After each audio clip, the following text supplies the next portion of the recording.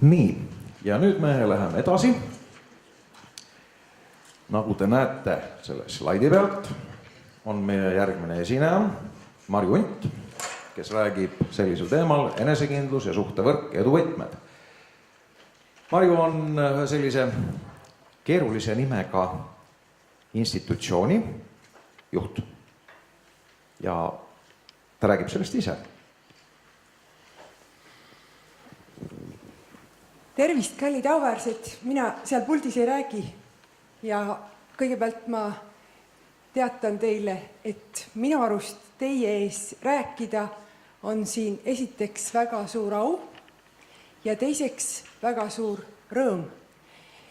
Väga suur au sellepärast, et ma arvan, et teie olete need inimesed, kes tegelikult ja tõeliselt ja praktiliselt hoiate enda käes, oma südames meie Eesti laste tuleviku kaudu, meie Eesti riigi tulevikku.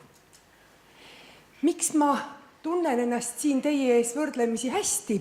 Ma mõtlesin järele eile õhtul, et meie perekonnas on Eesti hariduspõldu küntud juba rohkem kui 150 aastat, sest et 1850ndate lõpus oli minu vaarvanaisa koolmeistriks Valgjärvel, koolmeister Luiga ja sealt saadik on meie perekonnas jätkuvalt olnud inimesed Eesti hariduspõllul. Oleksin ka mina olnud tegelikult akadeemiline inimene, nii nagu ma arvasin, et minu tulevik ainult võib olla selline, kui minu elus poleks juhtunud suurt murrangut aastal 89, ehk siis 23 aastat tagasi, kui ma tahtsin teha Tartu Ülikoolis täiskasvanute koolituskeskust, sest ma üldse ei arvanud, et elu väljaspool ülikooli on huvitav. Aga ülikool ei jaganud minu mõtteid päriselt. Ja äkki ma sain aru, et tee minu ees on püsti. Mul ei olnud alternatiivset varianti. Ja ma olin mitte ainult solvunud, et minu väärikad isikud ei hinnanud Tartu Ülikool, mida ma pidasin ja siiamaani pean ääretult toredaks ja targaks asutuseks. Aga põhiline oli see, et kõik minu sõbrad, kõik minu elu oli olnud seotud ülikooliga. Ja ma pidin tegema väga suure kannapöörde ja ma hakkasin koolitama väikeste firmade juhte, sest ma teadsin, mida ma tahan. Ma teadsin, et ma tahan töötada täiskasvanud inimestega ja ma tahan, et Eestis saaks väga palju sõbralikum maa, kui ta oli värskes postsotsialistlikus riigis. Ma tahtsin, et inimesed naerataksid ja ma teadsin, et naeratuste võti on tihtipeale just nimelt väikeste firmade juhtide käes. Nüüd ma õpetan ka meie instituudis mitte ainult väikeste firmade juhte, vaid ka koolijuhte.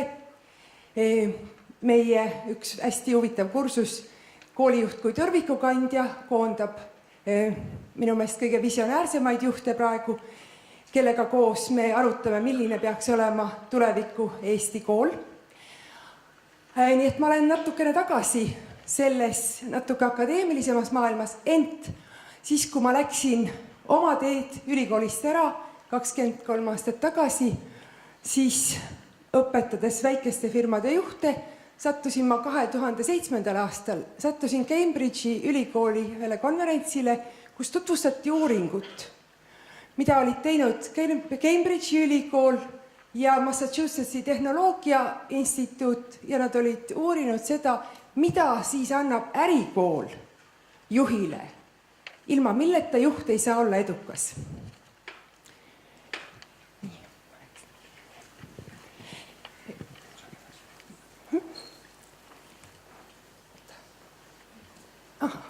Nii, ja sel ajal, kui seda uurimust, mida oli tehtud 30 aasta jooksul tegelikult sellesama ühel pool teine, teisel pool ookeani, sel ajal, kui seda uurimust hakati tutvustama, siis mõtlesin mina, et mida siis on õieti minu juhid, kes on meie instituudis käinud, mida siis nemad on õieti saanud, ilma milleta juht ei saa olla edukas.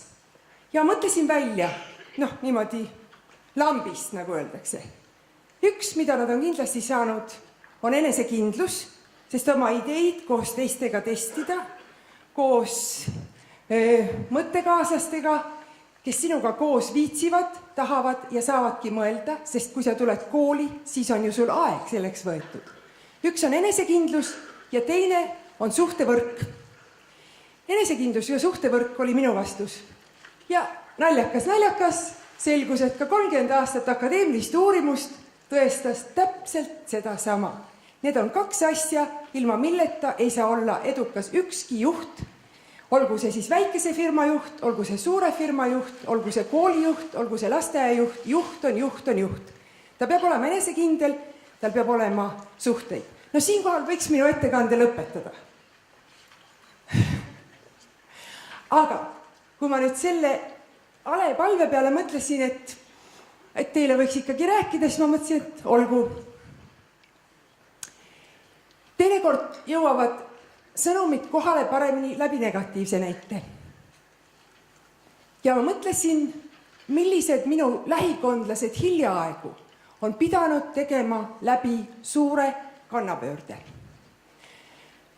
Ja mõtlesin selle peale, et sellest võiks olla teil kasu, kui mina teile räägin, sest nemad ise, siis kui hetk on raske, siis kui tee on ees püsti läinud, kui sul ei ole enesekindlus on saanud tohutu löögi,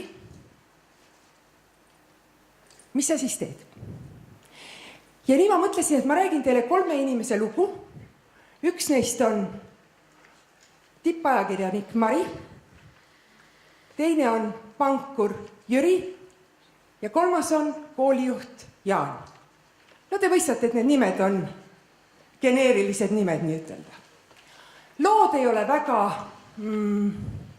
täpsed, aga nad on õiged. Nad on visandlikud. Ja nende lugude peale mõeldes tundsin ma ennast nagu Hamleti sõber Horatio, kes nii nagu Hamlet surres ütles, räägi sellest maailmale. Ja kuigi ma Alele ütlesin, kui ta kutsus mind siia rääkima, ütlesin, et jube raske on näidata 2 kuulsat ooperit ja 1 kuulsat filmi poole tunni jooksul, ma siiski seda üritan, sest ma arvan, et muusika viib teinekord sõnumit palju rohkem kohale kui mis tahes jutt või pilt. Aga ometigi ma paluksin, et enne kui me edasi lähme, te võtaksite välja oma paberi, sest ma luban teile omalt poolt, kui teie minuga kaasa töötate, siis võib sellest olla teile palju kasu, kas praegu kohe või mingi aja pärast. Nii, tippajakirjanik Mari, tipppankur Jüri ja tippkoolijuht Jaan elasid väga kindlat, hästi tasutud ja korralikku elu. Nii nagu teiegi. Ja kui te mõtlete nüüd selle järgmise filmi peale, mida ma nüüd teile näitan,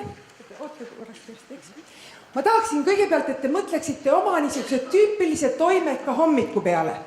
Teie tüüpiline toimekas hommik hakkab välja nägema umbes selline, nii nagu te praegu näete Rossini kuulsat Sevilla Habemäejat, mis on minu meelest maailmas siiamaani kõige kuulsam tipphabemäeja juba 200 aastat. Ja ma tahaksin rõhutada, et seda aariat suudavad laulda ainult maailma parimad baritonid, sest see on niivõrd keeruline. Aga minu ülesanne teile väikse tunnikontrolli mõttes ja ma palun, et te seda kirjutaksite, sest see asi läheb veel edasi. Kui te kirjutaksite endale, teeksite niisuguse pildi. See P on teie positsioon praegu. Olge siis koolijuht, olge lasteaiajuhataja, kirjutage sellesse rõngasse see oma positsioon palun praegu. Praegu kohe. Viilida ei või. Viilida ei või. Sul ei ole pliiatsit, ma annan. Et inimene tuleb kooli ilma pliiatsita. Kõva sõna digitaliseeritud maailm. Nii. Nüüd see P on siis teie positsioon. S on loomulikult suhtevõrk ja mispärast ärikool on väga tore, sellepärast, et ärikoolis on aega asjade peale mõelda. See, mida meil enamasti tavalises elus ei ole. nii, aga nüüd te olete praegu, kujutage ette, et te olete natuke nagu ka ärikoolis ja sel ajal, kui Figaro laulab seda kõige kuulsamat professionaali aariat, kõik mind tahavad, üks palun korraga, ma olen barbiere di qualità, ma olen tippkvaliteediga juuksur, minu elu on tore, ma olen fortunatissimo, ehk siis ma olen väga-väga õnnelik. Jah, fortunatissimo tähendab õnnelikem, jah, eesti keeles, jah. Nii, et vaadake seda ja sel ajal, kui te vaatate seda 5-minutilist peaaegu aariat, mõelge enda hommiku peale. Kes on need inimesed, kui teie näete, keda kohtab Figaro, kes on need inimesed, keda kohtate teie, kes teid vajavad ja kes teie arust ilma teieta kindlasti hakkama ei saa. Nii. Nii et see on sel ajal, kui te kuulate, kirjutage üles neid inimesi oma ümber, keda te hommikuti kohtate. Hello.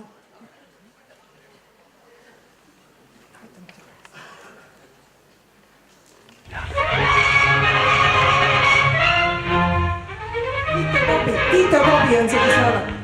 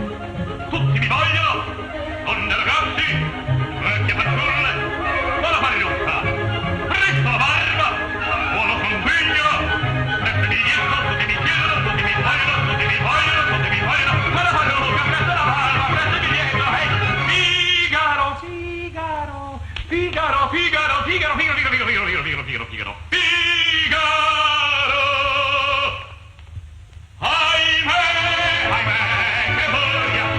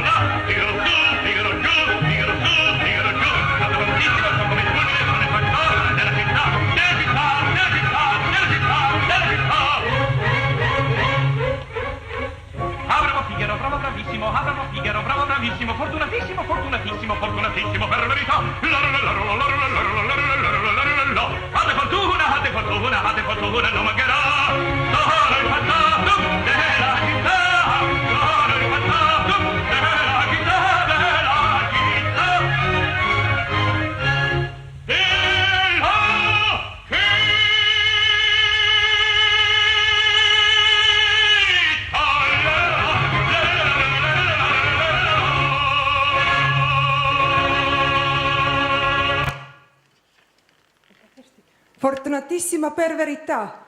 Tõesti, kõige õnnelikum. Ja mis eriti oluline, tutti mi vogliono. Kõik mind tahavad. Kõik mind tahavad ja oluline võib-olla selle juures on ka see, et see, kui kõik mind tahavad, kui kõik mind tahavad, siis mul ei ole teinekord üldse aega mõelda selle peale, mida ma ise tahan.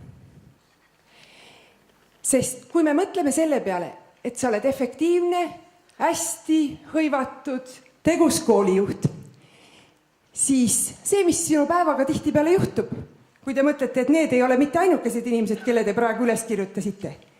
Neid tahtjaid on veel, tutti mi vogliono. Ja? Kogu aeg mind tahetakse. Ja ma võin küll hõigata nii, nagu ütleb Figaro, una la volta, üks korraga palun. Aga ometigi on järjekord minu järel kogu aeg olemas ja ma ei annagi endale aru sellest.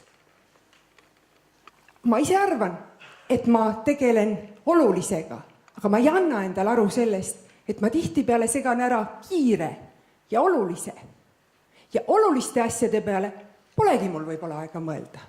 Minu tähtsas positsioonis, seesama P, see minu juhi positsioon, võib osutuda mulle tegelikult lõksuks. Ja ma unustan ära, et see on ajutine. Üks, mis on maailmas kindel, on see, et kõik muutub. Kõik muutub ja minu suhtevõrk minu ümber, kui ma ei suuda inimestega rääkida, mul ei ole aega, ma lükkan edasi olulistest asjadest. Ma räägin ainult kiiretest asjadest, sest seesama S on suhted, see on suhtevõrk ja A on ajastamine. Ajastamine juhil on erakordselt keeruline, sest kogu maailma juhtidel on seesama probleem. Aega ei ole. Aega ei ole mõtelda. Aga mis veel hullem, aega ei ole oluliste inimestega suhelda, sest suhete ülesehitamine võtab ju aega. Ja samas me teame seda, et suhted pole kunagi valmis, isegi väga head suhted, kui sa neid ei kasta, jäävad juurteta. Neid peab kogu aeg hoidma, sest ühel päeval sinu amet osutubki ajutiseks. See võib juhtuda meie kõigiga. See on juhtunud uskumatult paljude inimestega enne meid. See võib juhtuda meie kõigiga.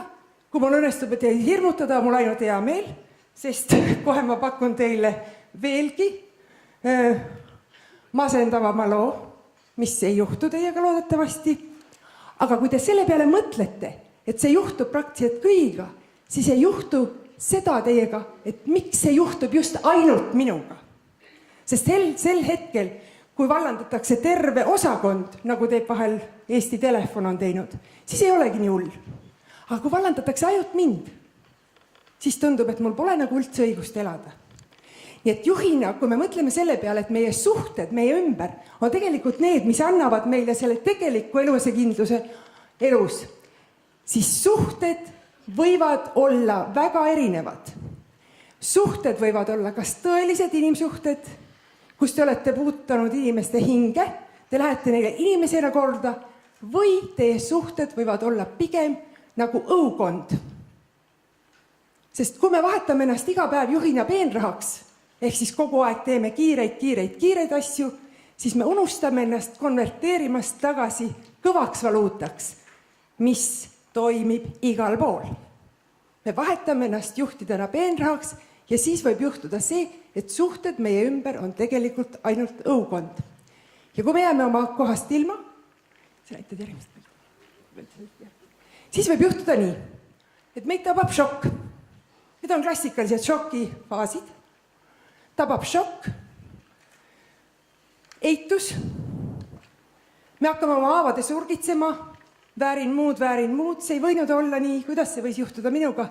Ja siinkohal selles kolmandas faasis kordushaava osatamine ongi see, kus me anname ennast needuse selle kätte. Kus me mõtleme, et ma väärin muud. Selle asemel, et saada aru, et nii see juhtub, need on paranemise faasid ja mul on vaja paraneda. Aga selleks, et see sõnum teile kohale jõuaks, näitan ma teile järgmist suurepärast ooperit. Ja see ooper on Rigoletto. Ma ei näita teie tervet ooperit, sest talle ei andnud mulle nii palju aega. Kuigi ma usun, et te maailma parima Rigolettoga, keda te siin näete, Leonucciga, keda ma olen ise ka Veronas korduvalt näinud. Leonucci on maailma parim Rigoletto praegu. Nüüd lühidalt selle sama aaria sisu. Kuigi ma usun, et teist paljud teavad Rigoletto lugu. Aga selle aaria sisu on see, et õukond, kus Rigoletto oli kuulus, võimekas ja väga teravakeelne kojanarr, on otsustanud mängida talle vingerpussi. Tunnevad ennast väga võidukana, sest nad arvasid, et nad on ära ajanud küüraka kojanarri armukese. Selgub ent, mida Rigoletto püüab alguses varjata, aga siis ta hüüab seda, appelleerides nende kaastundele, see on minu tütar, keda tahab kõigest hingest tagasi saada, kelle au ta loodab, ei ole rüvetanud hertsog ja siinkohal te näete seda, kuidas ta ahastavalt püüab oma õigust saada. Ahastavalt appelleerib inimeste kaastundele, aga see on ainult õukond. Tutti contra me. Kõik olete minu vastu. Ja sel ajal, kui te mõtlete selle sama Rigolettoga kaasa, teie lugu ei saa kunagi olla nii hirmus, ma loodan. Aga mõelge selle peale, suhted teie ümber, kes tegelikult võivad osutuda õukondlasteks. Neid on palju. Püüdke aru saada sellest. Ma saan aru, et ma kutsun teid mõtlema millegi niisugusele, millele te päeva jooksul kunagi ei mõtle. Aga palun mõelge seda koos minuga. Kirjutage üles need nimed, kes tegelikult peaaegu kindlasti siis, kui teid on reedetud, osutuvad õukondlasteks ja pööravad teile selja.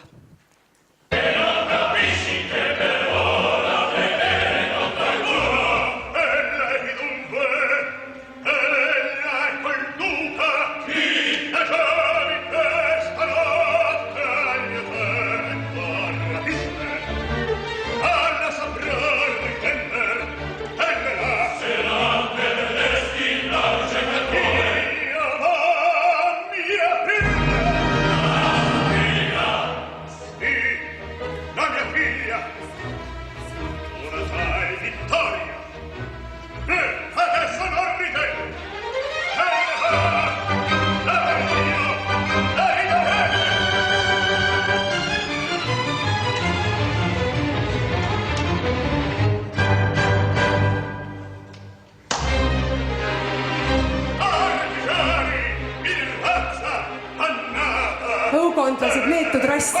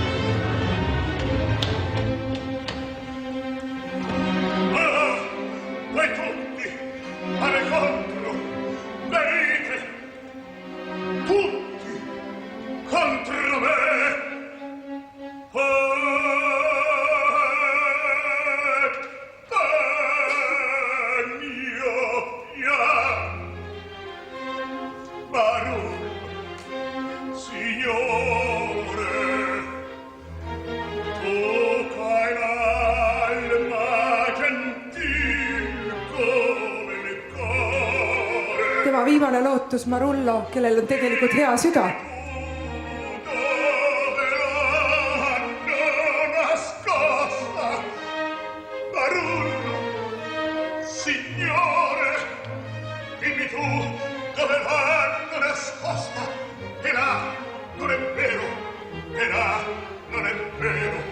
See ei ole ju tõsi.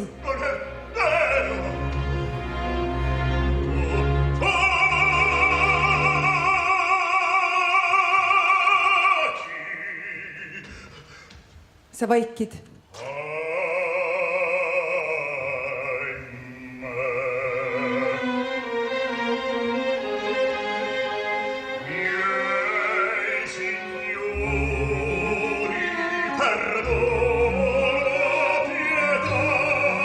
Heitke armu, härrased.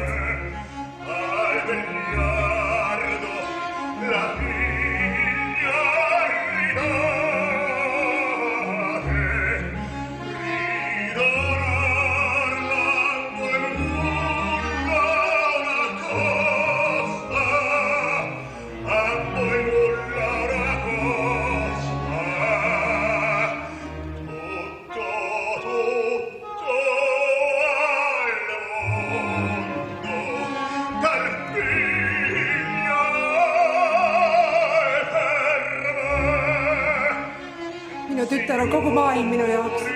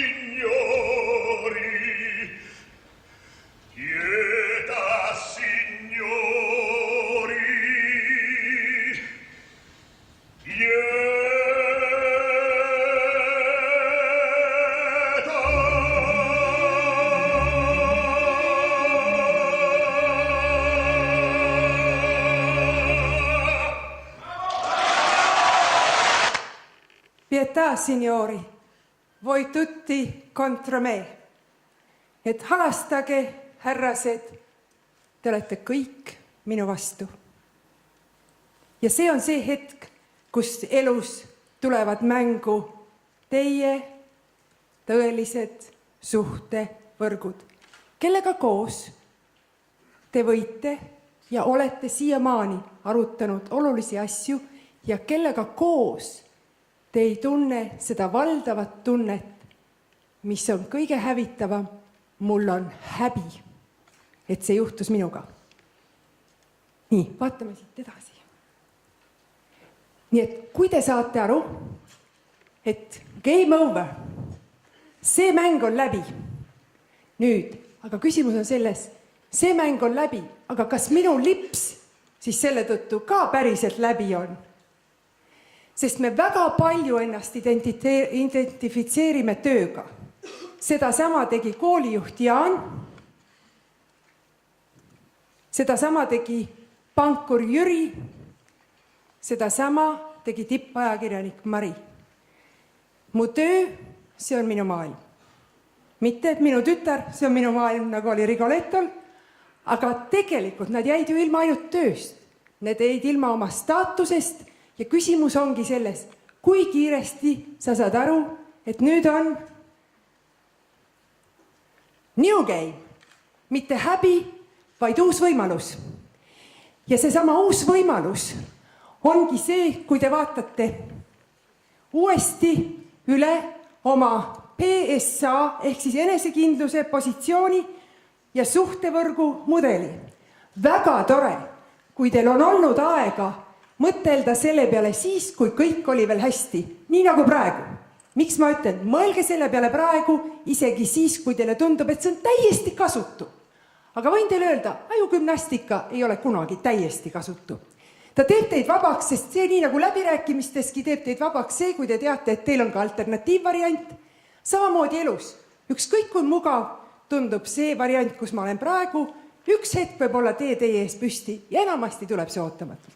Nüüd, kui te mõtlete selle peale, et teil on nüüd uus mäng, new game, siis vabaks teeb teid suure mõtleja Sokratese maailmakuulus termin või lause. Ma tean, et ma midagi ei tea. Ma olen vaba. Ma olen jälle õppija. Õppimise vägi. Väga moodne seisukoht. See annab teile selle niisuguse kontseptsiooni ja riista teie kätte annab Sokratese õpilane Platon, kes ütleb, kõik on dialoogi küsimus. Tore, kui te olete seda dialoogi pidanud juba varem, sest kõik on ka ajastamise küsimus. Suhteid ei saa lappida siis, kui nad on juba läinud ja juurtetuks muutunud. Lähme edasi. Nii, ja nüüd võtke uuesti välja oma pliiatsid. Ja kas või väga lühidalt, ma palun, et te vastaksite nendele 3 küsimusele. Seda ei kasutata teie vastu, te ei pea seda mitte kellegi teisele ära andma, aga te peate kas või ühe sõnaga järgmise 3 minuti jooksul vastama nendele 3 küsimustele. Sest et see on teie plaan B. Mina teadsin siis, kui tee minu eest püsti läks, kuigi minule ei esitanud keegi neid küsimusi nii ja ma ei teadnud isegi, mis asi see plaan B on. Ma teadsin seda, et ma tahan töötada täiskasvanud inimestega. Esimene küsimus, ma ei pane seda niisugusse sõnastusse, et mida ma üle kõige armastan.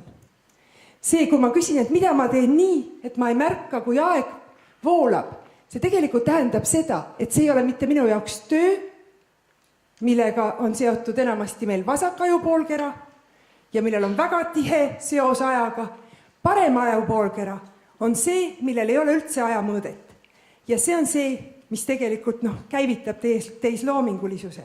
Et kui te teete midagi niisugust, mida te väga armastate, siis te ei märka, kuidas aeg peatub. See on muide ka üks õnne definitsioonidest. Et kui te mõtlete, mis on see, mida ma teen nii, kus ma ei märka, et aeg voolab. Teil kõigil on midagi sellist. Kui te saa praegu ka õiget vastust, siis saate selle hiljem.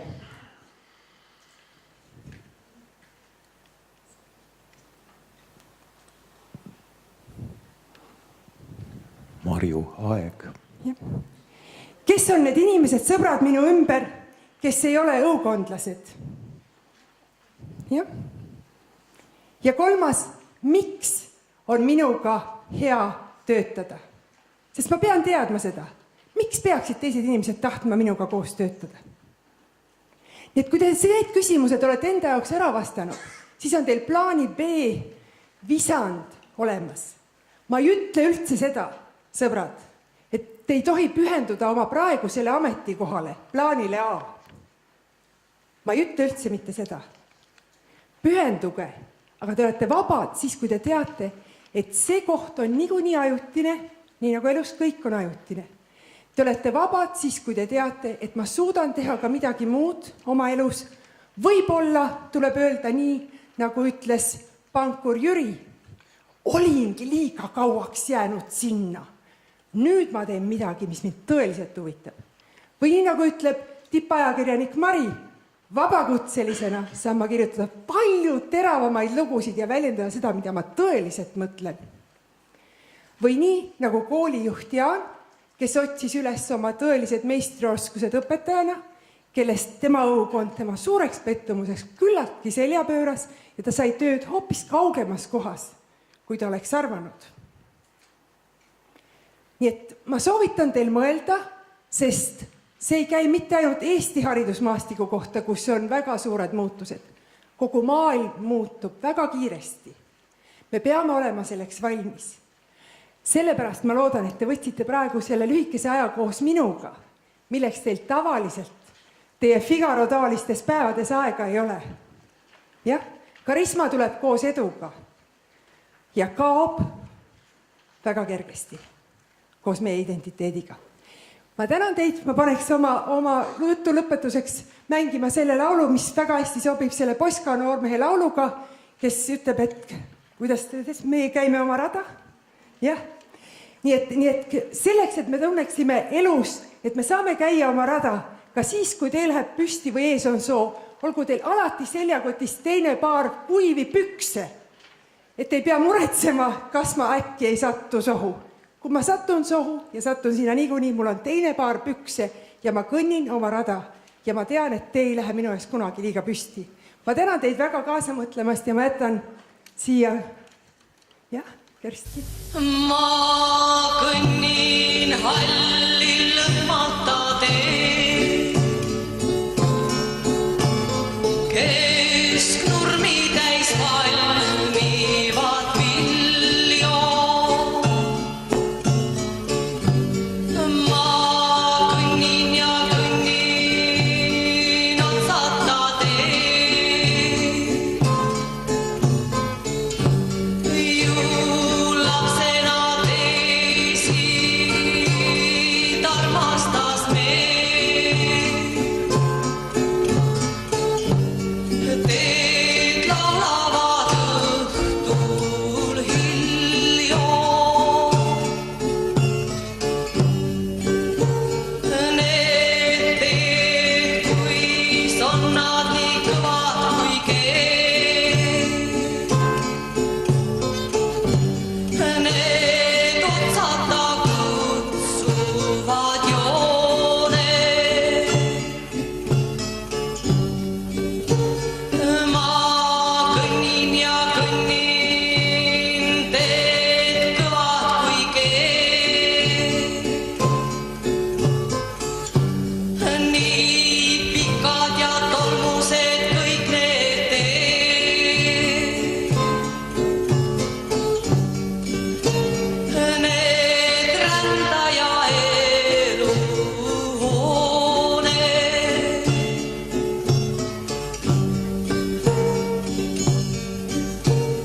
Ju lapsena teisi armastas meid. Ju lapsena kuulda te juttu. Ju lapsena kõndida armastas meid. Oma laulu nii laulda hallil teed, kui polekski ilmas ruttu.